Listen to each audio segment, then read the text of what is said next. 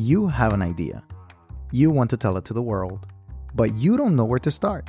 That's where Anchor comes in. They have the tools for you to edit, produce, and record your idea right from your phone or computer. It's the easiest way to reach and grow your audience. They publish for you to Spotify, Apple Podcasts, and all major platforms.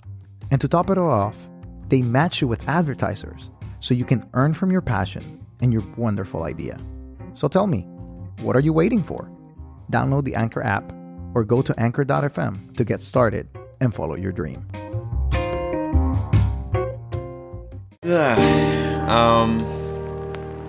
For me, it's baseball, football, 1A, they're right there. Baseball, because it's the first sport I was exposed to growing up and first sport I played. When it comes to football, it's the sport that I had the most exposure with, like the one that I got the furthest. And by football, you mean? American football. Not soccer. Sorry. Not soccer. No, I mean, it's not big in the Dominican Republic. Because, you're from the Dominican Republic, so it's just like, well, how does that work? But who's your favorite baseball team then? Yankees, man. I was born in New York, son. Wow. So you're sold to the system. I am sold to the system and the evil empire, if you want to call it that. That's right. So I'm a Yankees fan because every Hispanic is a Yankees fan. Pretty much that's just the reality. Red Sox got a good following, Hispanic following. Yeah, they do, but it's not the same. No. And your name is Kircio? Yes, sir. But people don't call you by that. Most of the time when people encounter you, they're not necessarily saying that name, right? I don't know. It all depends. It all depends the circle. Okay, so your name is Kircio, and you were born in Dominican Republic. I was born in New York. Okay, New York. That's right. Yeah, From Dominican background. Yeah, both my parents. Okay, that's right. Mm-hmm. Need to pay more attention to. No, you're fine, dude.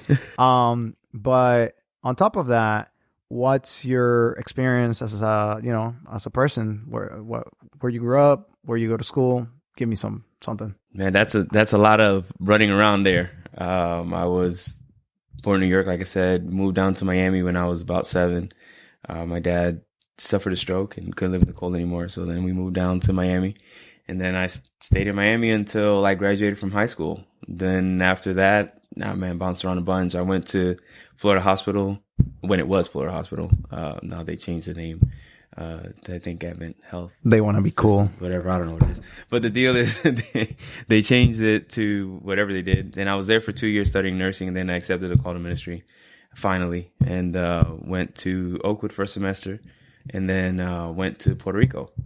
Okay. And that's where I finished my undergrad, and then pastored in South Georgia for 2 years approximately after graduating from undergrad. Had a 3-church district there, 2 English and a Spanish church. And then I went to seminary at Andrews and completed my MDiv there. Then I went down to West Palm Beach, Florida, and I served as the assistant pastor there, youth pastor, basically was my responsibilities. And then from there, got ordained, and then I had a 2-church district, Spanish district in Central Florida. And then there we had a family crisis and understood that we had to leave ministry, and we did, and moved to Minnesota. I was there for a good couple months, almost, close to a year almost. And then we came down to Georgia. Cool. And then from Georgia here. Awesome. So a lot of moving and a lot of going around. If you hear any bumps or anything, it's because Kircio likes to talk with his hands. I do, and I'm banging on the table. Yeah, so just making sure he's not angry. There's nothing going on. But something that is interesting is that when people address you, you're saying some people call you Kircio. Yes. Right. But when people address pastors, they don't usually call them by their name. They say pastor. That's correct. Why is that relevant to, Adventism? Why is this a conversation? Ooh, that's a good one. That's a question that I myself have asked over the years. I had an experience when I was early in ministry where I went to a camp meeting and I was in charge of driving one of these RVs, golf carts. Oh, yeah, that's right. And to get the attendees to their different locations. And I had a woman that needed a ride, and I'm taking her down, and she's an elderly lady, and she asked me my name, and I'm like, well, I'm Pastor Kircio Mota, or maybe I said Pastor Mota, I'm not sure. And then she kind of looked at me and she was like, okay, what's your name? And I was like, Pastor Mota, it was Pastor Mota. It wasn't Pastor Kircio Mota. It was Pastor Mota. And then she looked at me, she was like, you know what, son, your name, was that the name that your parents gave you? Your name is Pastor. And I kind of looked at her and I was like, okay. And she was like, what's your name? And I was like, oh, my name is Kircio. She's like, thank you. Nice to meet you, Kircio. And I was like, interesting. Because, in that particular culture, now mind you, at that time I served in a regional conference, right? And they really respect or try to respect their pastors. And I'm assuming that's why they use it, right? To try to respect the position or what have you. Frankly, I try to be a little more relatable in the sense that I don't care so much for my title. My title is pastor. Yes, I get it. But my name is Kircio. And if we were going to relate, it kind of feels not personable if I'm telling you to call me by my title and not my name. So I think that I come from the perspective that if we are what we say, which is human beings and not human doings, then you can identify me as who I am and not what I do. But a lot of people still do. Like a lot of people, they have it ingrained in their brains. Do you think as a system we're teaching them that? I don't know if it's a matter of the system as much as it is a matter of upbringing. Okay. And I say that because, why do we use titles to begin with? Right, but no one is calling firefighter Johnson. Like, they may do it as a, as a relational or like, oh, he's a firefighter. The closest thing I think is like doctor. Like, right. Doctor so-and-so. But usually that only happens, maybe outside of the practice or outside of the hospital. But titles, maybe doctor, maybe sheriff, that's another one that right. may happen. But it's not like accountant so-and-so, or I don't know, consultant so-and-so. Like most people just address people by their name. So why can't we get rid of this pastor so-and-so? Wow. Like I said, I think you're going to be really swimming upstream trying to change the culture. Because I think it's really, like I said, more of an upbringing thing than it is a institutional thing. Now, I may be wrong. Some people want to be able to identify clergy as, pastor and minister, and others it's reverend and bishop and archbishop and all this other stuff, right? And it could be something that we inherited. Now, if you want to go the system route, from the Catholic Church, if you will, because you don't call the pastor by his name in that kind of institution. Mm-hmm. You call them by their title. Yeah, priest, right? Archbishop, bishop, exactly, or father, or father. Yeah, exactly. So is it something that we carry on as one of those things that we don't even know where it came from or why we do it? It's just something that we do. Could be. And being that a lot of the converts, as we're realizing, I don't want to say early on, at least when I was growing up, let me give it some context to me, right? I know it during my years growing up, a lot of the converts then were coming from the Catholic Church. Right. So way back when the Yankees were good, that's when, that happened. Well, we were good last year, so I guess, I don't know. We didn't win, but we were good, right? So, no, I'm kidding. But yeah, it could have been. Okay. So you work with youth. That's your emphasis. Yes, sir. It is here. It's easier for you to relate to youth and for them to call you by their name. They may even give you a nickname. That's true. Like, I remember when I worked with youth, my, they combined Pastor Jose and was PJ. Like, that was my nickname. Nice. Real quick. It caught on. Everybody was calling me that from the from the little kids to the like older, like even young adults. Nice. Right. So they had that relationship, and I guess that's the foundation, right? Yes. They have to have a relationship. That's it. Why is it so hard for adults to have a relationship with their pastor? Youth can do it. I mean, and they're members of the church. Right. Why can't adults do it as well? Well, if I want to speak to the fact that when we get older, we're more quote unquote established, and we're a lot more stubborn, then that's probably where it comes from. Now, at the same time, let's be honest, people want to be recognized and they want to be identified. And why is it that we use these titles? It's really to give more identification to ourselves, right?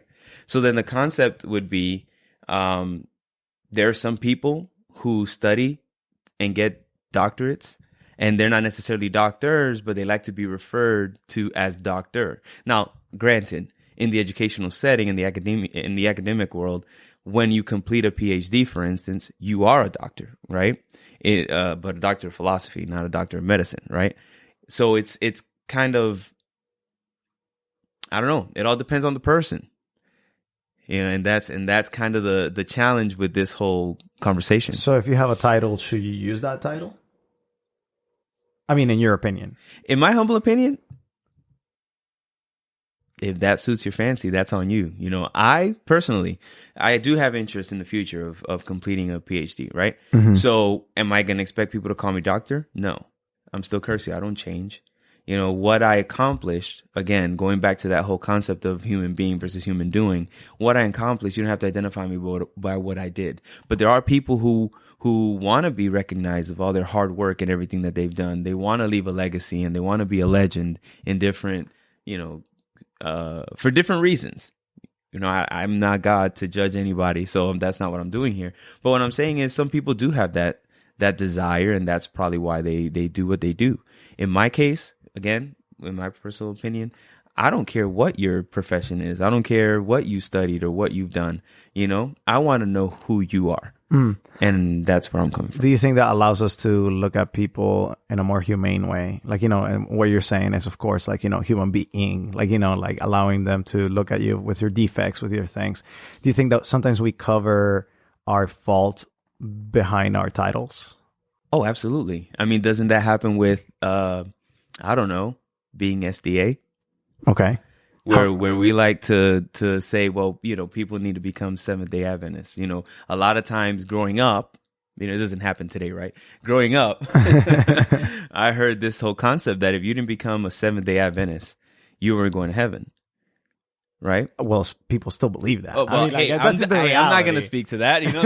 That's on them. I mean, and it is a wrong attitude. I guess this is the disruptive moment of, the podcast. It's like, yeah, there are going to be people in heaven that were not Seventh-day Adventists. Hello. Starting with Peter, Paul, and James, and all the disciples, right? Newsflash. Newsflash. They were not Adventists. Right, exactly. So again, it's that whole title thing. It's, again, being identified with a certain group. And because the idea was that Seventh-day Adventists were in some people's minds, right? The remnant church, then they would assume that you need to become Adventist in order to be saved, right? My mentality is we are very exclusive if we say we are, because if you say we are the remnant church, then nobody else is. And you will not be a part of it unless you become Seventh-day Adventist. I say we are part of the remnant church. Okay. And we compromise part of it, but I don't believe that we are, because we have to be more inclusive, and there are people who are not going to be Seventh-day Adventists that are going to make it into the kingdom. Okay. Well, I mean, that's great. That's awesome. I mean, I want to go to your church now. You convinced me. Hey, I can't speak for my church, though. Not yet. Oh, okay. Great. You heard it here first. But hey, I mean, that's a good attitude to have. And I think it really relates to the idea that they're just titles. It's just a designation, and it's just to camp people. I mean, that's just the reality. Right.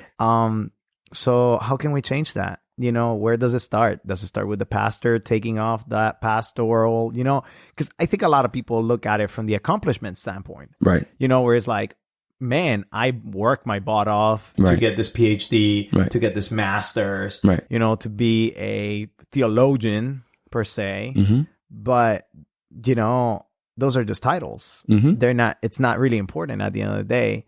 But some people are like, is that egotistic, at that point? I mean, it all depends on how you look at it. Here's my thing. With pastors, it's a little bit more complicated for us because the accomplishments we have achieved, yes, we thank God that we have. And in some cases, we were aided by institutions to reach some of these accomplishments, right? But then the idea is, it's not about what I've done or what I'm doing, because at the end of the day, all I am is an instrument in God's hands. What we do is actually just serving God and being in I don't even want to say an extension of who he is, but we want to just be used to shepherd his flock, not our own. So it goes back to that whole idea of what's the word I'm looking for here? Where we, like, if I can't take care of myself, I have somebody that I designate to do that. Caretaker. No, not a caretaker per se. The legal term is more of a guardian.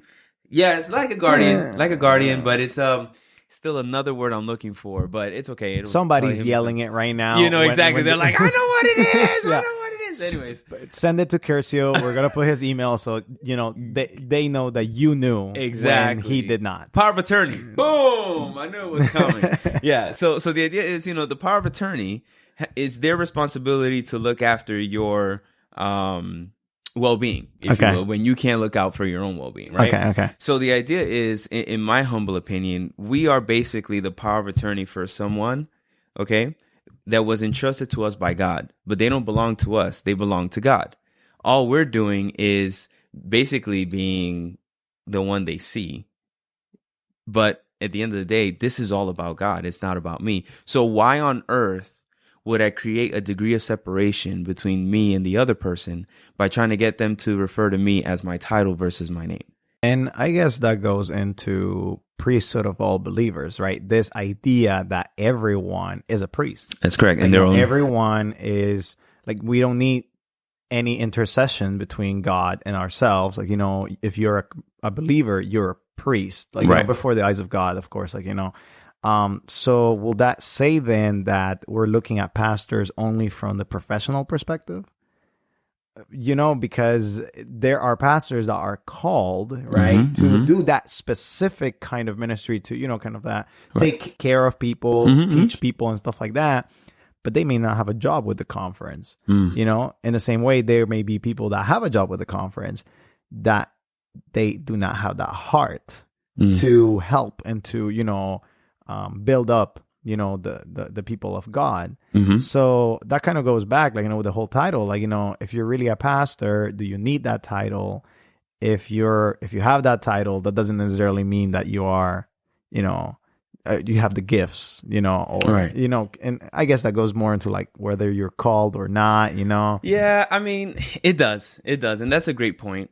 And at the same time, there are those who study and they reach these accomplishments with a goal in mind too, where they want to be something and have some position and some, they're thinking about upward mobility, right? Let's just call it what it is. Now, in the end, in my opinion, if you understand that this is all about God and has nothing to do with us, then I don't think that would be such an issue where I'm like, okay, you know what? My name is Kircio. That's my name. And when you refer to me, you can refer to me as Kircio. And we can start growing from there, because at the end of the day, if the priesthood of all believers plays into this and we all together form the body of Christ, then the argument becomes, what was or what is your role within the body of Christ? What has God called you to do? Which we all have some type of calling within the body. Right. So if that's the point, then I'm saying, okay, if I can identify that, all right, my calling was to be a pastor and lead flock. Well, I'll do that. But then at the end of the day, it doesn't make me any greater than you. Hmm. And I think that's where the pinch point is, because we want to put pastors on pedestals and we want to look at them as examples, and we want them to fit a particular mold and a particular set of expectations. And then when they don't, we crucify them. But then what makes me so much more special than you when we all have the same calling? Hmm. So that argument that you just presented would be a solution when we start to take off that mantle of greater than thou, and we also kick the pedestal over that we're getting placed on, and people will say, you know what? This is just another human being in need of God who accepted the call to serve at this capacity. You have a very specific experience when you walked out of ministry, at least the professional side. Yeah. And you say you went to Minnesota. Mm-hmm. Were you a pastor then? No, sir. Okay, but were you a pastor did you perform those, Yes, responsibilities? Understood your question. Okay. I was still a pastor. Okay. I wasn't serving as a pastor. In the professional setting. Right? But technically, yes, I was still a pastor.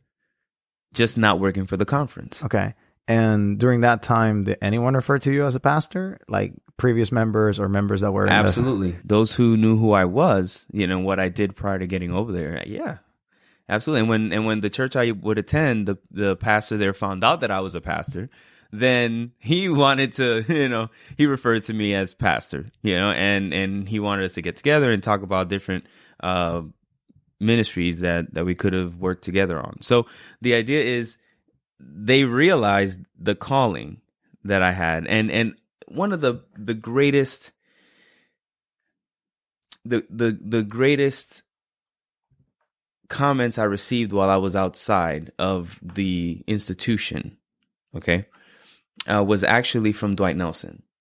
I had the opportunity to take the preaching class with him when I was at the seminary, which is quite a feat if you know how that works, because he only teaches once a year. No. It's actually once a year, and only in the spring semester. And I think approximately 25 students get in, or some madness like that. It's right? like you have the sign up list of the sign up list, Well, anyhow, so I was blessed with the opportunity to get in on that, and so we had some established relationship, obviously, after spending a semester together and seeing each other frequently, what have you.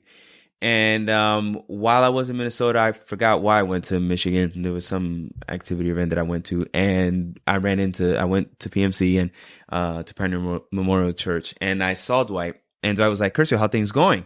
And I was like, "Well, Dwight, honestly, I'm not in pastoral ministry right now." And he was like, "Okay, yeah, what happened?" And we started talking about it, and he just, towards the end there, he stayed pensive, and he just looks at me and says, "You know what, Kircio? The calling on your life is irrevocable." And he was like, "I'm sure I'm going to see you back in pastoral ministry at some point." And you are now. And here I am. Right. So this is exactly what I'm trying to get at. It's like God has called all of us to do something for him. And he chose you and he chose me, and we're no mistake. So then the reality is, even though he chose you to do a specific work and gave you the talents to accomplish that, it's still who you are and not what you've done that affects that calling. And that's why I'm saying, whatever the title is, whatever your profession is, it shouldn't matter. Whatever your accomplishments shouldn't matter. You're still a human being, a sinner saved by grace, and that's only something God can accomplish in spite of us. So it's like, what's the point? Right. And as well, like, service has no titles. There you go. It's like when a couple of days ago, there was a tornado, in Alabama and Columbus, right? And also touch one, like a little bit of Cairo, Georgia. If you don't know where Cairo, Georgia is, I don't blame you. But, it's a small town, like in the middle, like it's like pretty much at the end of Georgia, and a bunch of people asked me like, "Hey, can you come down and serve?" Right? Wow. Like, just remove branches, get trees, like, all that stuff. And I said, yeah. And it's just like, it doesn't matter who you are. When you're there, you're just helping, you're just serving, you're doing what God asked you to do. That's it. And this, I mean, especially like, when it comes to natural disasters or service has no names, no denominations. When you're doing the right thing, it doesn't matter, what's your background. You're doing the right thing. There you go. Right there and then. Agreed. Here's another example. Just popped into my head, right? How about that the Bible says we're the salt of the earth, right? Yes. So live salty. If you ever if you ever cooked, right? If the salt stays crystallized, is it yelling out, does it stay crystallized and say, hey, I'm the salt. I'm still inside of this, whatever, No, it becomes a part of that particular meal, right? So the concept is you and I, if we're supposed to be salt of the earth, right? We're supposed to blend in, not stand out. And sometimes we're so worried about standing out and being different that we want to identify being different in some way, shape, or form. And the idea is, well, how are you supposed to mingle with everybody else if you're so busy trying to identify yourself as different? Yeah, that makes sense. I mean, that's literally it.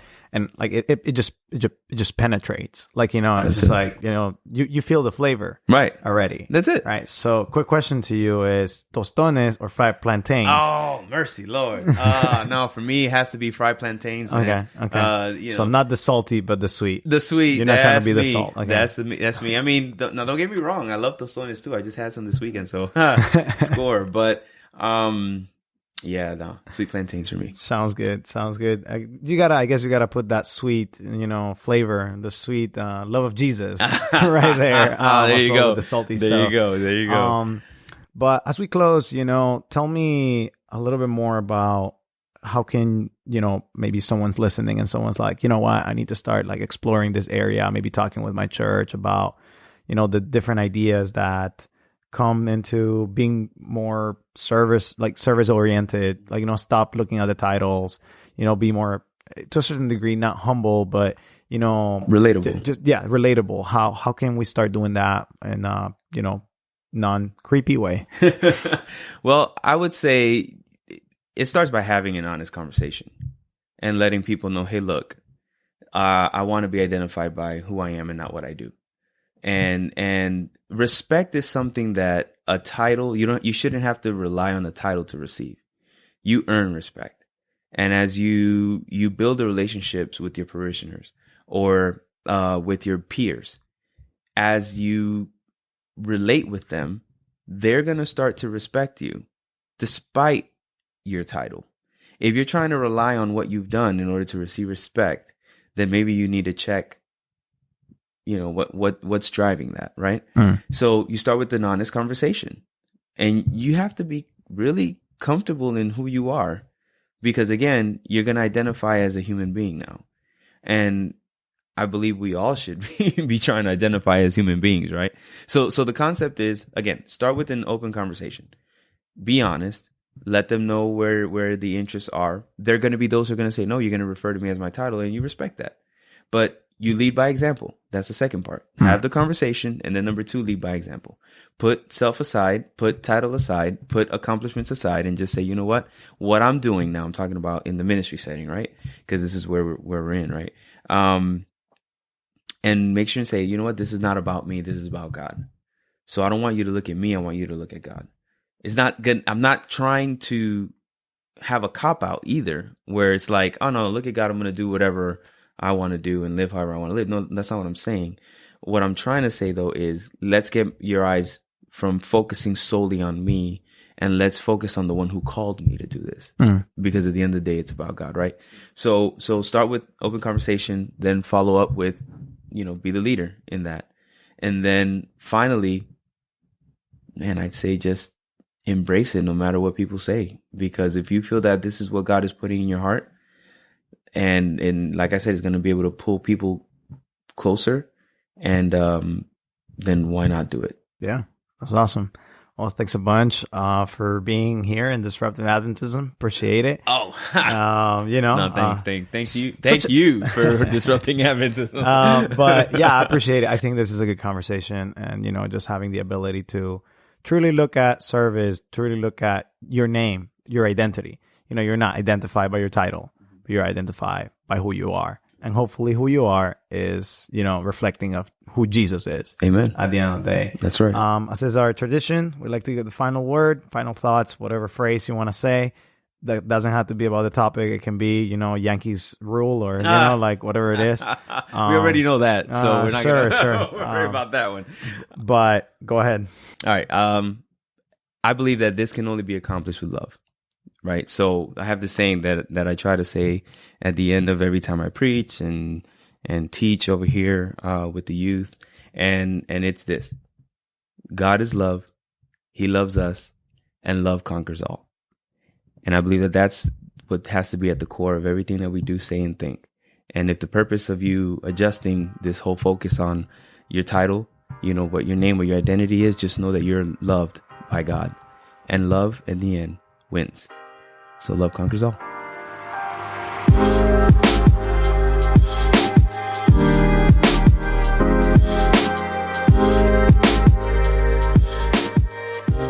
You've been listening to Disruptive Adventism. We hope that today's topic helped you to think and change something about your practices, about your faith, about your Adventism. If you want to subscribe, make sure to go to Apple Podcasts, Spotify, Google Play, or wherever you get your podcasts. We'll be there. And make sure to give us a review if you like what you're listening to. If you want to support, make sure to go to patreon.com/disruptiveadventism. It helps us pay our bills and produce the content that you're listening to. And if you want to socialize, make sure to like us on Facebook, follow us on Instagram or on Twitter, and hit us up whenever you need anything. We'll be there to support you.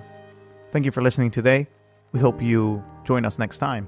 And as always, we invite you to be disruptive.